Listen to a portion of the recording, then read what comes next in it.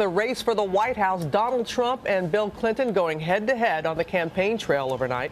The GOP frontrunner going after the former president. ABC's Cecilia Vegas is here. And Cecilia, the race heating up with just, 27 days now to go for the first votes. Oh, but who's counting, Robin? Yeah, exactly. Good morning to you. All eyes on Iowa. Those caucuses, they're right around the corner. A sign that this race is hotter than ever. Take a listen to this. Bill Clinton has been in Donald Trump's direct line of fire for a few days now, but finally the former president is speaking out for the very first time.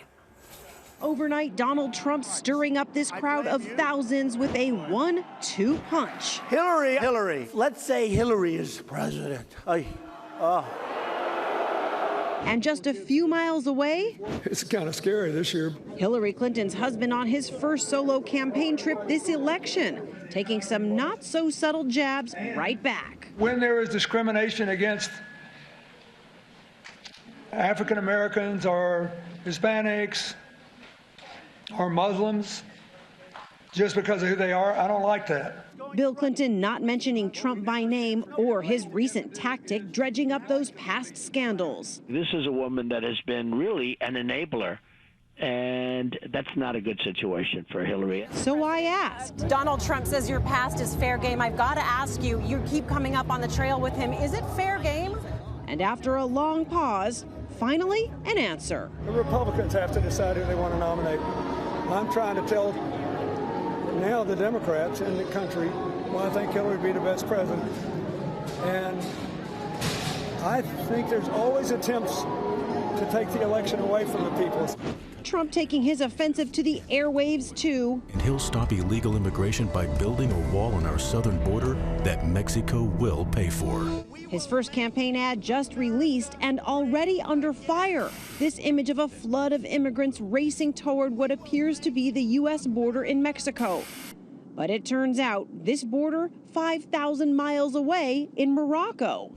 Trump now on the defensive. That was just video footage. It's just display of what our country is going to look like. We're like a third world country. We're a dumping ground. So you can just take it anywhere you want. For her part, Hillary Clinton trying to stay above the fray with a new Donald Trump strategy in the new year.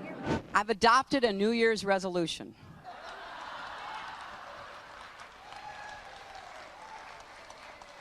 I'm going to let him live in his alternative reality, and I'm not going to respond. Okay, Cecilia, so you see that New Year's resolution from Hillary Clinton, and you could feel Bill Clinton biting his tongue when you asked him that question. Yeah, he seemed to pause. Look, he seemed to be staying on message yesterday. This might be the Bill Clinton of the 2016 race. We talked yesterday about how he got in trouble in 2008 for going off message. This time around, I think you're probably going to see a more subdued Bill Clinton, at least for the time being.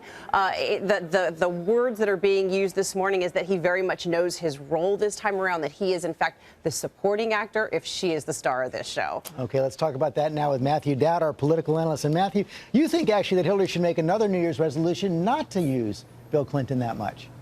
Yeah, I think she should actually leave Bill Clinton at home in the course of this. One, we all know he's popular. The problem is he reinforces with the voters that she is part of the past. Even if you like that past, it's part of the past, and voters always want the future. The other thing I think is this helps Donald Trump in the Republican primary. It helps him because Hillary Clinton is despised by Republican voters, and it's a bank shot through Bill to get to Hillary. That's why I think in the end, in the short term, this helps Donald Trump. So he's attacking Bill Clinton. Meanwhile, you see all these other Republican candidates in this final 4 weeks until the Iowa caucuses really starting to attack each other.